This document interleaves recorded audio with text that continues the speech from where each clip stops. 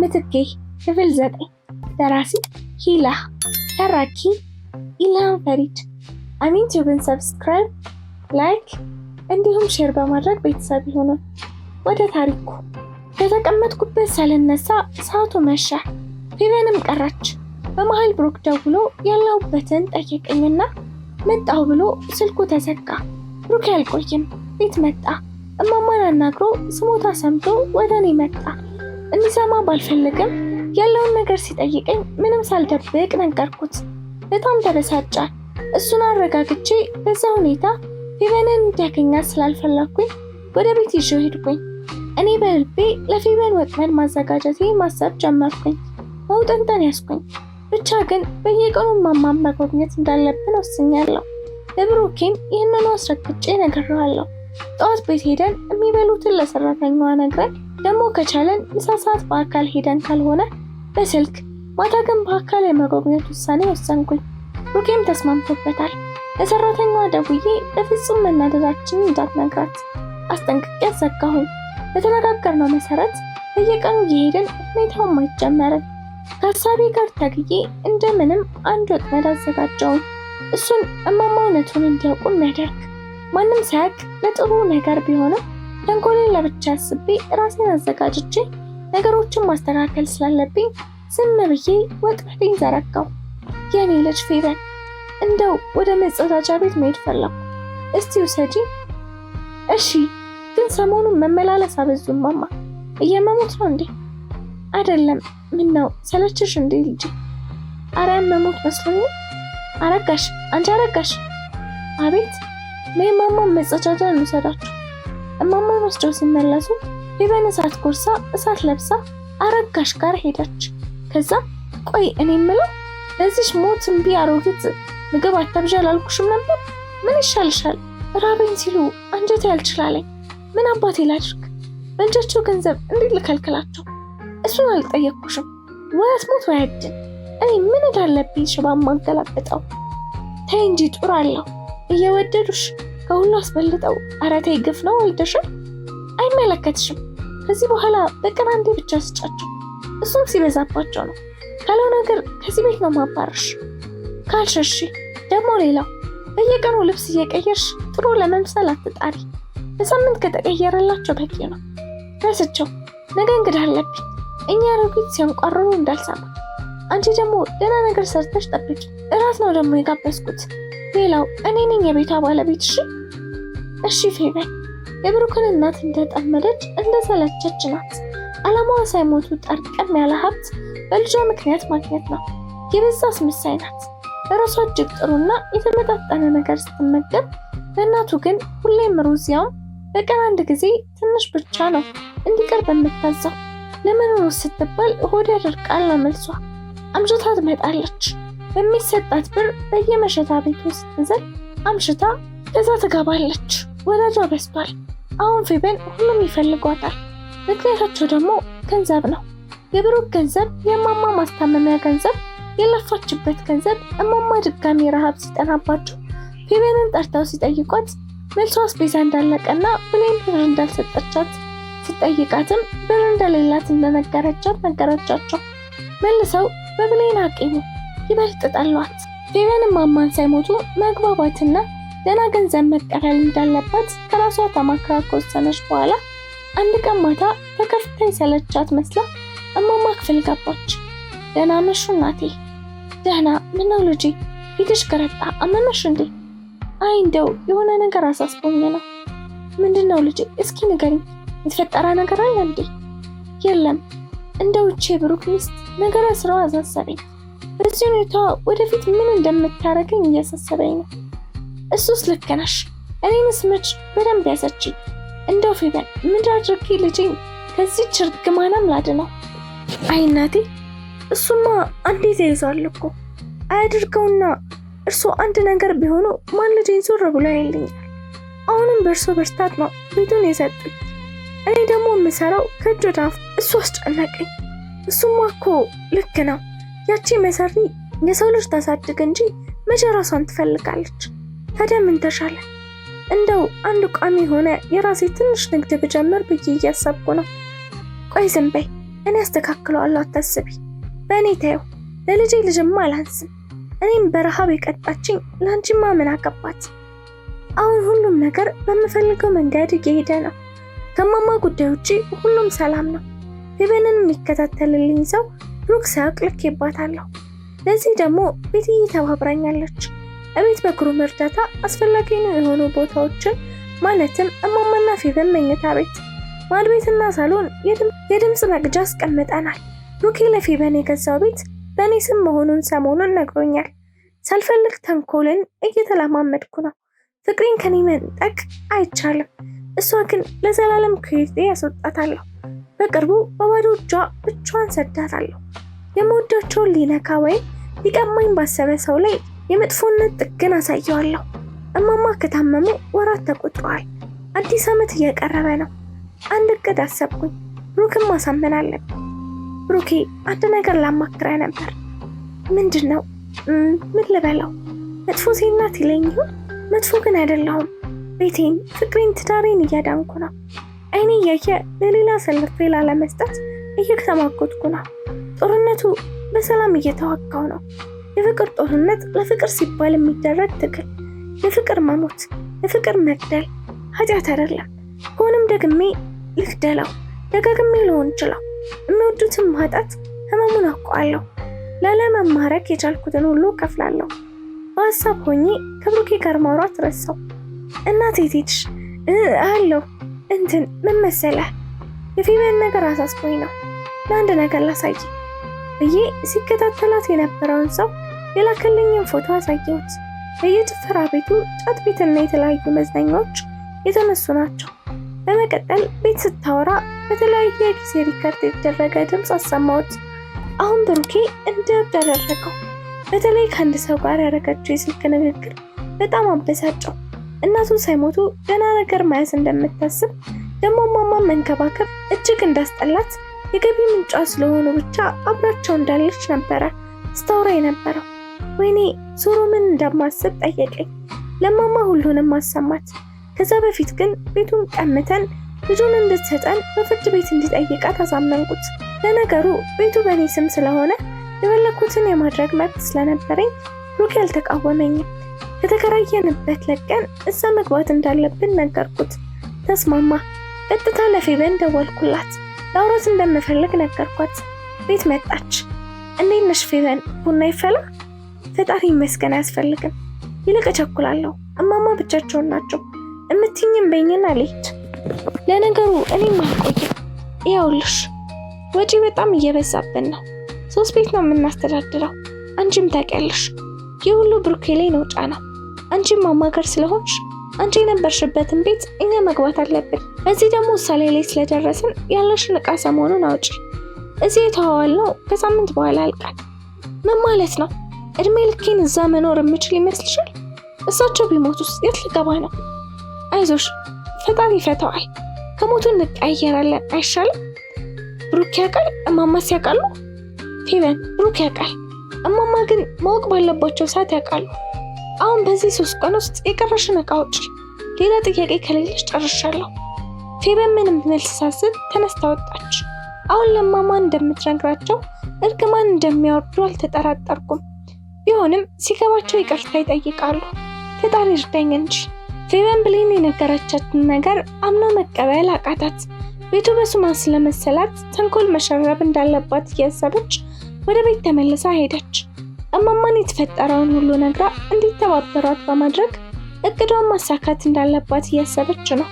የምትደርገውና የምትሆነው የጠፋት መሰላት። ብሌን ካሰበቻት በላይ እንደቀደመቻት ፌቨን ሲገባት በራሷ ተበሳጨች። ያላት አማራጭ ቤቱን የሆነ ነገር ማድረግና ብሩክን ከሳ በልጇ ሰበብ የራሷ ደህና ነገር ማድረግ ነው። የሀብት ህይወት መቀላቀል ወይ ደግሞ በሆነ ምክንያት ብሩክን ለራሷ ማድረግ። የረፈደ ቢመስላትም አማራጯን ሁሉ ለመጠቀም ወሰነች። ውዴ፣ የፍርድ ቤቱን ነገር ምን አደረግ? የኔ አስተዋይ ሚስት፣ ሄጄ ሁሉንም ማስተካከያለሁ። ነገ መጥሪያውን ሰጣታለሁ። ያው መሽቷል፣ ለዛ ነው ከጣቢያም አልተቀበልኳቸውም። እሺ ግን ብሩኬ፣ ተንኮለኛ አይደለሁም። አንተን ፍቅሬን ላለማጣት ያረኩት ነው። ምን ልታደርግ እንደምችል አላውቅም። መቅደም ስላለብኝ ነው። ደግሞ አሜን ልጄ ነው። እሱንም ከእንደዚህ አይነት ራስ ወዳድ እናት ጋር መኖር የለበትም። ይቅርታ አድርግልኝ። የምን አይነት ይቅርታ ነው? አንቺ እኮ አላጠፋሽም። እረዳሻለሁ እናቴ።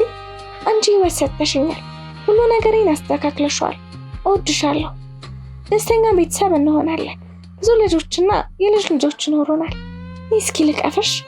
ፌበን አስባ አውጠንጥና አንድ ውሳኔ ወሰነች። ቀጥታ ወደ እማማ ጋር ሄዳ ያሰበችውን ማሳካት እንዳለባት ወስና ወደ ቤት አቀናች። እማማ ደህና መሹ? እንዴት ነው? ደህና ነኝ ፈጣሪ ይመስገን። ደግሞ አንቺን ሰጥቶኝላ ምን እሆናለሁ? እማማ ችግር ተፈጥሯል። ምን መሰሉት?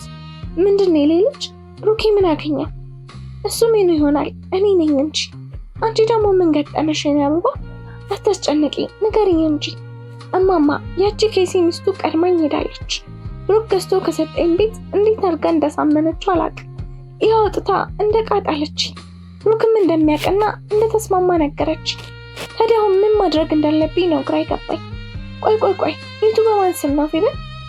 በእኔ መሰለኝ። ያኔ ብሩክ ይሄ ያንቺና የልጅ ቤት ነው አንቺ ነው የገዛሁት ነበር ያለ። ጥሩ እንደዛ ከሆነ ግዛሻታ። እሱም ለልጁ መስሩፍ አልቆርጥም አለ ብለሽ ግዛሽ። ቤት ንብረት እንደሌለ ልጅሽን ብቻሽን እንዳሳድግሽ ተናገሪ። ለዚህ ደግሞ እኔ እናትሽ ምስክር ነኝ። ቋሚ ነገር ለልጁ እንዲያደርግ በህግ እንጠይቀዋለን። እሱ ያቺን መናጢ መርጦ እኔ እናቱን ኩዳይል። በቃ እኔ ደግሞ በችግር አብራ ስትማቀቅ የነበረችን የልጅ ልጄን ናት እንደምደግፍ ይወቀው። አይዞሽ። ሌላው ቢቀር ፌበን ይህ ቤት በስሜ ነው። በስምሽ አዞርልሻለሁ። ለአንቺ ሳይሆን ለአሜኔ ነው። እኔ እንደሆነ እድሜ አጭር ነው። አይዞሽ የኔ አበባ። ፌበን ሁሉም ነገር ከጠበቀችው በላይ ሆና አገኘችው። ነገ የመጀመሪያ ስራዋ ጥሩ ጠበቃ ፈልጋ መክሰስ ነው። ብሌንን ለመቅደም አስባለች። ከማማ ጋር ትንሽ ተጫውታ ወደ ክፍሏ ገባች። አንድ ስልክ አውጥታ ደወለች። ከዛኛው ጫፍ ጎርነን ያለ ድምፅ በድካም ስሜት ተሰማት። ሄሎ፣ አንተ ተኝተሃል?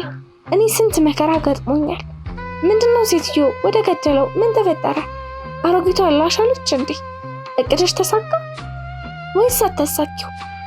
እቺ የጠነዛች አሮጊት ምን ትሞታለች? ለነገሩ አሁን ብትኖር ነው የሚሻለኝ። ቢያንስ ቤቱን በእጄ እስካስገባው ታስፈልገኛለች። ይልቅ ሰማይ እድሜ፣ ነገ ጥሩ ጎበዝ ጠበቃ እፈልጋለሁ። ብሩክን መክሰስ እፈልጋለሁ። እንዴ ለምን? ምን ተፈጠረ? ዝርዝሩን ነገር እነግርሃለሁ። ለራሴ ያቺ ሽባ ሴትዮ ስጎትት ነበረ። ደክሞኛል። አንተ ብቻ ያልኩህን እንዳትረሳ። ክፍያው ችግር የለውም፣ ብዙም እንዳታስብ። በቃ እሺ ቻው። እሺ በይ ደህና ደሪ። ደህና ደር። ብሩኬ ነገሩን ማፋጠኑ በጣም አስደስቶታል። የፌበን ነገር እልባት ካላገኘ ሰላማችን እንደሚመለስ አውቃለሁ። በተለይ ፈጣሪ ልጅ ቢሰጠኝ የበለጠ ደስተኛ እንሆን ነበረ። አምላክ ማማ ሳይሞቱ አንድ ልጅ ቢሰጠኝ ምን አለበት?